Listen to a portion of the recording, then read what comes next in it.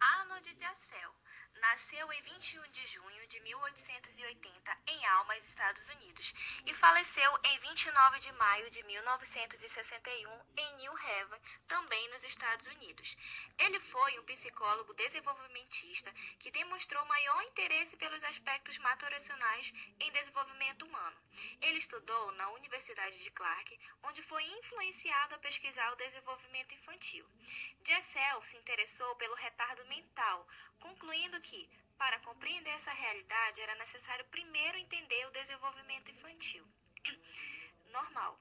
Em 1919, ele iniciou uma série de pesquisas sobre o crescimento mental dos bebês, onde ele elaborou um novo método de investigação, que se chamou metodologia de observação direta do comportamento pelo uso controlado do ambiente e estímulos precisos. Ele pesquisou cerca de 12 mil crianças de várias idades e vários estágios de desenvolvimento, através da filmagem, registrando o processo de desenvolvimento destas, desde o nascimento até os 13 anos. Em 1938, elaborou uma listagem do desenvolvimento infantil. Nas primeiras 4 semanas após o nascimento, o material foi usado por vários profissionais. Ele diz que os primeiros anos de vida, em especial o primeiro, têm importância capital para o desenvolvimento da inteligência, da afetividade, das relações sociais, ocorrendo de forma rápida. Qualquer perpetuação nessa fase poderá, se não for detectada a tempo, diminuir as capacidades futuras. Embora a maturação neurológica seja crucial, de Assel não esqueceu-se das condições de vida da criança. A principal contribuição dessa teoria para o conhecimento acerca das questões do desenvolvimento e aprendizagem se deu, sobretudo nas décadas de 30, 40 e 50, com os estudos normativos, nos quais o ritmo e as sequências previsíveis do desenvolvimento infantil eram caracterizadas. Para de Assel, um dos pioneiros acerca da teoria maturacional, o desenvolvimento é um desdobramento natural de um plano biológico em que a experiência não interessa. De Assel incentiva os pais a deixar as crianças se desenvolverem sozinhas, sem ajuda, pois acredita que sem a ajuda dos adultos, comportamentos como falar, brincar e raciocinar surgiram com a naturalidade da idade. Sendo operacional, de Assel é o responsável pela produção de escalas de desenvolvimento. Essas escalas estão divididas em 4 dimensões, que são a motora, verbal, adaptativa e social, fazendo parte da teoria maturacional. O psicólogo de Assel baseou sua teoria em hereditariedade e premissas evolutivas, e ele assumiu que a maturação era a força reguladora no desenvolvimento da criança. Na opinião dele, o ambiente tinha uma importância pequena e tanto taxa como sequência no desenvolvimento seguiam uma determinação genética. Originalmente proposto pelo estudioso de Assel, os exames desenvolvimentistas se apoiam em 5 áreas do comportamento, onde ele cita o comportamento adaptativo, comportamento motor grosseiro, comportamento motor delicado, comportamento da linguagem e comportamento pessoal social.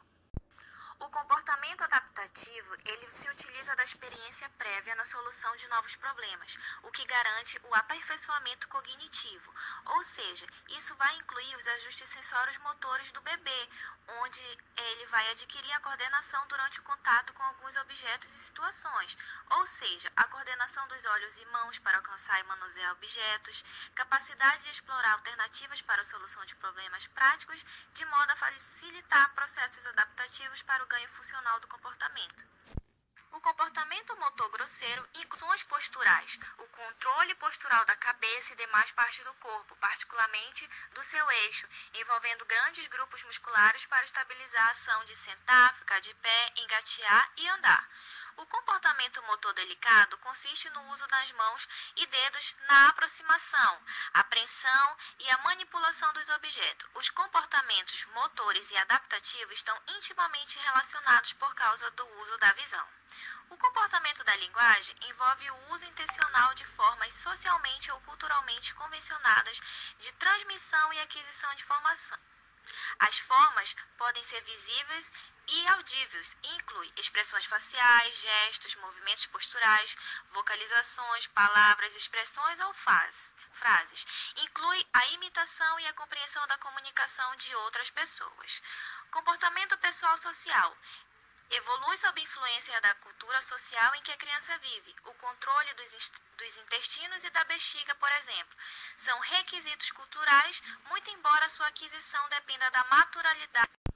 Os princípios teóricos por Gessel. A explicação do fenômeno por desenvolvimento seguiu uma tendência biológica. Essa tendência não foi por hereditariedade. Ela seguiu sempre simplificada ou centrada no funcionamento do sistema nervoso da pessoa em si, conhecida por teoria maturacional. Por Gessel, essa teoria do desenvolvimento do ser humano é a partir de experiências vividas ou adquiridas ao longo da vida. A partir de inúmeras observações de casos, Gessel contribuiu para a formulação de 6 princípios. O primeiro princípio é o princípio da integração de reflexos e emergência das reações posturais. O recém-nascido traz consigo uma variedade de reflexos primitivos, que são considerados mecanismos de sobrevivência. A presença ou a falta desses reflexos em determinada idade indica se o sistema nervoso central está intacto. Estes reflexos, que têm características estereotipadas sobre um estímulo específico, estes reflexos têm duração limitada. No primeiro semestre de vida, há um desaparecimento ou a integridade desses reflexos.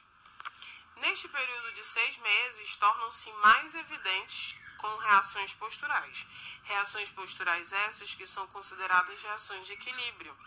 Antes de ficar em pé, essas reações são observadas nas posições de decúbito e sentado.